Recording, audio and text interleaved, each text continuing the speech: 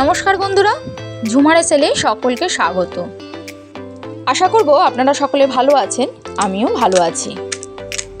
তাই আজকে আবার চলে এসেছি আরও অন্য একটি রেসিপি নিয়ে, যে রেসিপিটা সবার কাছে অত্যন্ত লোভনীয় এবং খুব খুব খুব প্রিয়। এতক্ষণে তো বুঝেই গেছেন আজকের রেসিপি হচ্ছে ফুচকা। আজকের রেসিপিটা কেমন লাগলো তা অবশ্যই কমেন্ট করে জানাবেন। আশা করব সকলের ভালো লাগবে। চলুন তাহলে রেসিপিটা দেখে নিই। ফুচকার জন্য একটা আটা বা ময়দা ডো বানিয়ে নিতে হবে, যেটার সঠিক পরিমাপটা খুব প্রয়োজন।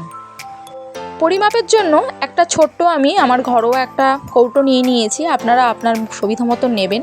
তার মধ্যে আমি 1 ভাগ সুজি আর 3 ভাগ আটা নিয়েছি, আর নিয়ে নিলাম 1 চিমটি বেকিং পাউডার। সমস্ত উপকরণগুলোকে ভালোভাবে আগে মিশিয়ে নেব জল ছাড়া। আটাটা কিন্তু অবশ্যই বিয়াটা হতে হবে। এরপর মাখবো।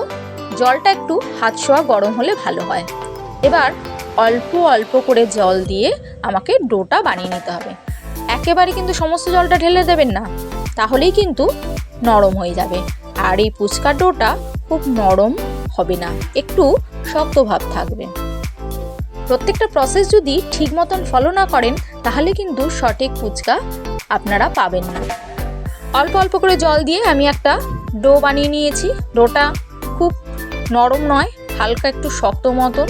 যে বাটিতে আমি জল নিয়েছিলাম সেই জলটা কিন্তু আমার পুরোটাও লাগেনি মাখার জন্য। এবার এটাকে আমি 1 ঘন্টা মতন রেস্টে রেখে দেবো। ভেজা একটা পরিষ্কার কাপড় ভালোভাবে ধুয়ে এবং জলটা সম্পূর্ণ নিংড়ে নিয়ে এটার উপর চাপা দিয়ে এটা আমি টিফিন বক্সের মধ্যে এয়ার টাইট বক্সে 1 ঘন্টা রেখে দেব। ফুচকার আলু, তার জন্য আমি নিয়ে নিয়েছি 2টো আলু, কাঁচা লঙ্কা আর কাঁচা ছোলা, ভেজানো কাঁচা ছোলা। সেটা নুন দিয়ে আমি সেদ্ধ করতে দিয়ে দিলাম। আপনারা চাইলে প্রেসার কুকারেও করে নিতে পারেন। আর পরিমাণ মতন তেঁতুল আমি জলে 10 মিনিট ভিজিয়ে রেখে দেবো। এবার একটা ফুচকার মশলা বানাতে হবে, যেটা ছাড়া ফুচকাটা ভালো লাগবে না। তার জন্য আমি বেশ খানিকটা শুকনো লঙ্কা নিয়ে নিয়েছি। প্রথমে লঙ্কাটা খানিকক্ষণ ভেজে নেব এবং বেশ খানিকটা জিরে, মৌরি আর ধনে আর কয়েকটা গোলমরিচ। এখানে মশলাটা আমার অনেকটাই হবে, পুরো মশলাটা আমার ফুচকায় লাগবে না, তবু আমি বেশি করে বানিয়ে রাখছি। এটা আপনারা বানিয়ে এয়ারটাইট বক্সে সঞ্চয় করে রেখে দিতে পারেন। যে কোনো নিরামিষ রান্না হোক বা এরকম চাট মশলা জাতীয় জিনিসে আপনারা এটা ব্যবহার করতে পারেন। তো আমার এরকম মশলা বানানোই থাকে, তাই আজকে আমি একটু বেশি করে মশলা বানিয়ে রাখবো, যাতে পরে আমি ব্যবহার করতে পারি। তাই একটু বেশি পরিমাণ নিলাম। এটাকে শুকনো খোলায় হালকাভাবে একটু ভেজে নেবো। যখন এটা থেকে হালকা একটু সুন্দর স্মেল ছেড়ে আসবে তখন এটাকে নামিয়ে নিয়ে ঠান্ডা করে মিক্সারে গ্রাইন্ড করে নেব। আজকের আমার এই ফুচকা রেসিপিটি কেমন লাগলো বন্ধুরা তা সকলেই অবশ্য কমেন্ট করে জানাবেন। যদি ভালো লেগে থাকে তাহলে একটা লাইক ও শেয়ার করে দেবেন। আর আমার চ্যানেলে বন্ধু হয়ে থাকার জন্য চ্যানেলটি সাবস্ক্রাইব করে রাখার অনুরোধ রইল। পাশে থাকা বেল আইকনটি অবশ্যই প্রেস করে দেবেন, তাহলে আমার পরবর্তী ভিডিওর নোটিফিকেশন আপনাদের ফোনে পৌঁছে যাবে। এবার আমাকে বানাতে হবে ফুচকার জল। তো তার জন্য আমি তেঁতুল তো ভিজিয়ে রেখে দিয়েছিলাম। এবার তেঁতুলটাকে ভালোভাবে চটকে নিয়ে দানাগুলো ফেলে দেবো। তারপর পরিমাণ মতন যতটা জল লাগবে ততটা জলেতে অ্যাড করে দেবো, তবে জলের পরিমাণ অনুযায়ী তেঁতুলটা ভেজাবেন। এরপর এর মধ্যে সমস্ত উপকরণগুলো এক এক করে মিশিয়ে দেবো। কি কি মেশাচ্ছি সেটা দেখে নিন। প্রথমেই দিয়ে দিলাম জলজিরা, 2 প্যাকেট জলজিরা আমি এতে অ্যাড করে দেবো। এরপর দিয়ে দেবো পরিমাণ মতন সাদা প্লেন নুন।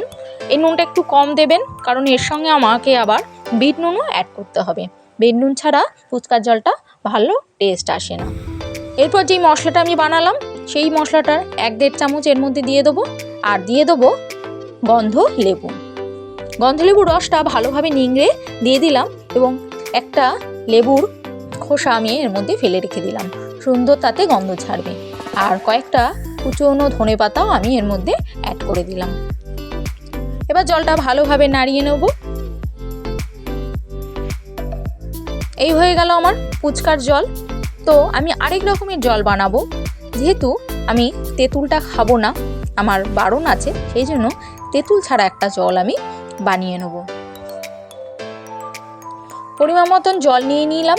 তার মধ্যে শুধু তেঁতুলটা থাকবে না, আর বাকি সমস্ত উপকরণ যেগুলো আমি আগের জলটায় মিশিয়েছি সমস্ত উপকরণগুলোই এখানে আমি দিয়ে দেবো।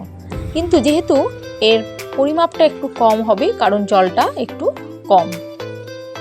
যাদের তেঁতুল খাওয়া বারণ তারা এইভাবে জলটা বানিয়ে ফুচকাটা খেতে পারেন।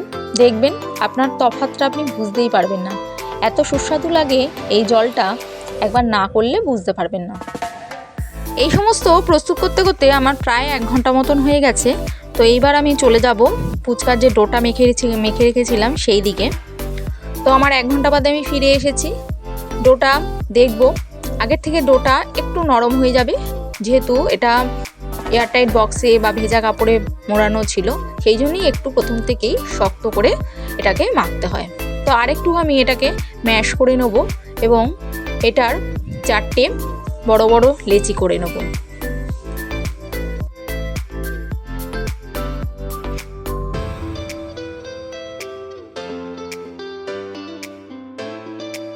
লেচিগুলোর মধ্যে একটা লেচি নিয়ে নিলাম। এবার এর যে কাটা অংশটা আছে সেটা উপরের দিকে রেখে আমি হাত দিয়ে চাপ দিয়ে এরপর এটাকে হাত দিয়ে ঘুরিয়ে ঘুরিয়ে একটু লম্বা শেপের করে নিয়ে ছোট ছোট করে শেপ দিয়ে একটা বল মতন বানিয়ে নেব। এইভাবে আমি সমস্ত জিনিসটা করে নিলাম। এরপর এটার মধ্যে একটু সর্ষের তেল মিশিয়ে আমি রেখে দেবো আরও 10 মিনিট রেস্টে। এই 10 মিনিট সময়ের মধ্যে আমি আলুটাও মেখে রেডি করে নিই। সেদ্ধ আলু, সেদ্ধ ছোলা আর সেদ্ধ লঙ্কা। আলু আর কাঁচা লঙ্কাটা ভালোভাবে ম্যাশ করে নেবো প্রথমেই, তারপর কিছু মশলা এতে অ্যাড করব। ঝালের জন্য আরেকটু কাঁচা লঙ্কা দিয়ে দিলাম, আপনাদের প্রয়োজন হলে দেবেন। কাঁচা লঙ্কাটা দিলে একটা ভালো সেন্ট ছাড়ে। এরপর দিয়ে দিলাম আরেকটু কাঁচা ছোলা, কুচনো ধনেপাতা, পরিমাণ মতো নুন, প্লেন নুন। এরপর বিট নুনও অ্যাড করব, সে বুঝেই নুনটা দেবেন। তারপরে দিয়ে দেবো আমার ঘরে তৈরি হোমমেড মশলা। 1 থেকে 1.5 চামচ আমি মশলা এতে অ্যাড করে দিলাম। এতে পাতিলেবুর রস অ্যাড করে দেবো। আলুটার মধ্যে আপনি তেঁতুলের পাল্পটাও ব্যবহার করতে পারেন, কিন্তু যেহেতু আমি তেঁতুল খাবো না সেই জন্য আমি এতে তেঁতুলটা দিলাম না। আর দিয়ে দিলাম 1 প্যাকেট জলজিরা। সমস্ত উপকরণ দিয়ে আলুটাকে ভালোভাবে মাখিয়ে নেব। সমস্ত মশলার উপকরণগুলো কিন্তু কতটা আলু মাখছেন তার উপর নির্ভর করবে। এখনও ফুচকা বানানোটা হয়নি, তো ফুচকার শেষে আমি এর মধ্যে একটু পাপড়িও ছড়িয়ে দেবো, কিন্তু এটা এখন রেডি করে আমি রেখে দিলাম। প্রায় 10-15 মিনিট হয়ে গেছে। এবার ফুচকাগুলোকে বেলে নেব। ছোট ছোট যে আমি লেচি করেছিলাম সেটা নিয়ে হালকা প্রেস করে আমি ফুচকাটা বেলে নেব। খুব পাতলাও যেন না হয় আর খুব মোটাও যেন না হয়, এরকম ছোট ছোট করে সবকটা আমি বেলে আগে রেডি করে নেব।